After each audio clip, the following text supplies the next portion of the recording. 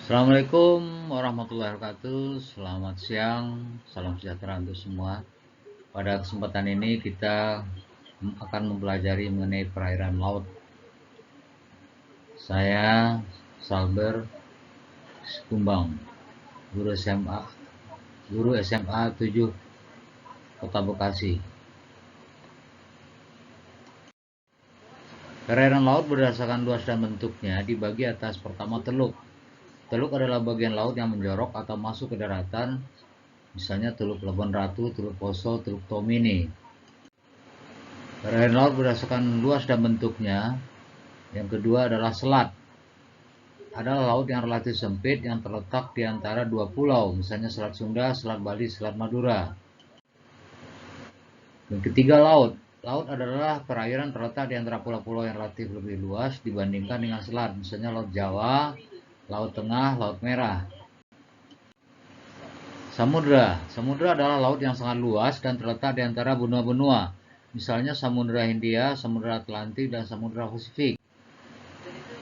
Perairan laut berdasarkan proses terjadinya, pertama laut transgresi, laut yang terjadi karena adanya genangan air laut terhadap daratan pada waktu berakhirnya zaman es, misalnya Laut Jawa, Laut Arafuru, Laut Cina Selatan. Yang kedua, laut regresi adalah laut yang menyempit yang terjadi pada zaman es karena penurunan permukaan air laut sebagai akibat adanya penurunan. Laut ingresi adalah laut yang terjadi karena dasar lautnya mengalami gerakan menurun, misalnya kan Laut Banda, Laut Flores, Laut Sulawesi, Laut Maluku. Laut berdasarkan letaknya, pertama laut tepi, laut yang terletak di tepi benua, misalnya Laut Cina Selatan yang dipisahkan oleh Kepulauan Indonesia dan Filipina. Laut pertengahan, laut yang terletak di antara benua-benua, misalnya laut yang berada di Indonesia. Laut Tengah, Laut Mediteran yang terletak di benua Eropa, benua Afrika, dan benua Asia.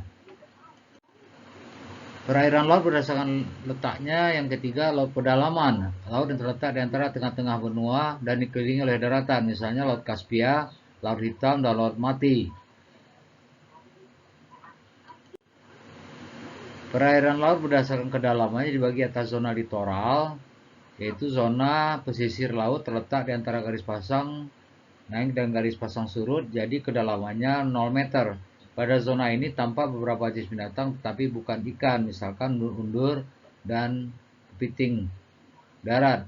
Yang kedua, zona neritik, zona yang kedalamannya 0 meter sampai 200 meter, misalnya Laut Jawa, Laut Natuna, Selat Malaka, Laut Arafuru. Ciri-ciri zona neritik ini, sinar matahari masih bisa menembus ke dasar laut. Kedalamannya lebih kurang 200 meter. Bagian yang paling banyak terdapat ikan dan tumbuhan laut. Ya, karena dia sumber nutrin. Karena sinar matahari masih bisa sampai ke dasar laut. Kemudian zona batial, yaitu kedalaman 200 sampai 1000 meter. Ya, secara ciri-ciri zona batial itu sinar matahari tidak ada lagi, kedalamannya 200 sampai 1000 meter, tumbuh-tumbuhannya jumlahnya terbatas. Dan yang terakhir zona abisal, laut yang terletak antara kedalaman 1000 meter sampai 6000 meter. Ciri-cirinya sinar matahari tidak ada lagi, kedalaman 1000 sampai 6000 meter, suhunya sangat rendah, sudah mencapai titik beku air, tumbuh-tumbuhan tidak ada lagi, jumlah binatangnya menjadi terbatas. Ini video daripada gerak air laut.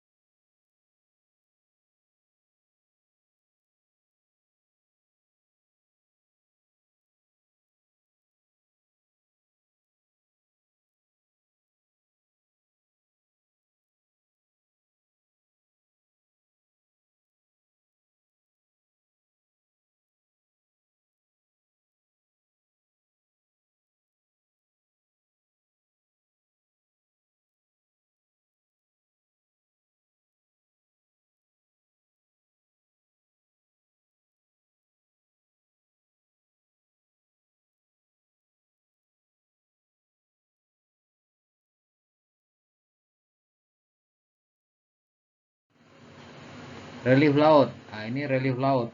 Kita lihat di dasar laut itu juga ada pergunungan, ada cekungan, ada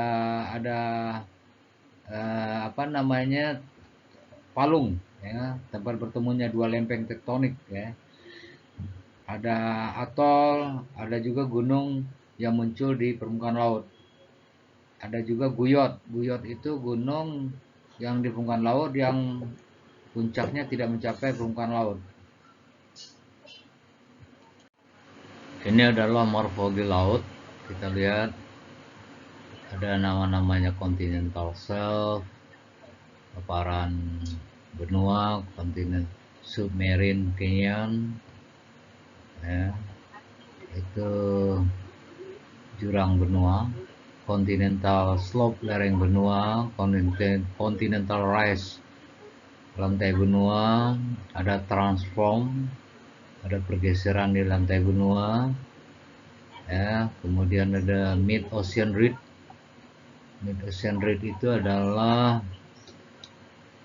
celah yang ada di tengah dasar samudra akibat patahan. Kemudian ada guyot, ya, berupa bukit atau gunung dasar laut.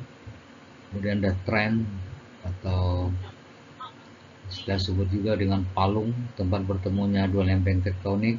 Kemudian adanya sea mound atau gunung di dasar laut. Terima kasih atas perhatiannya. Dunia ini penuh dengan orang-orang baik. Jika kamu tidak dapat menemukannya, jadilah kamu salah satunya. Karya ini saya buat awal tahun 2023. Mudah-mudahan bermanfaat. Terima kasih.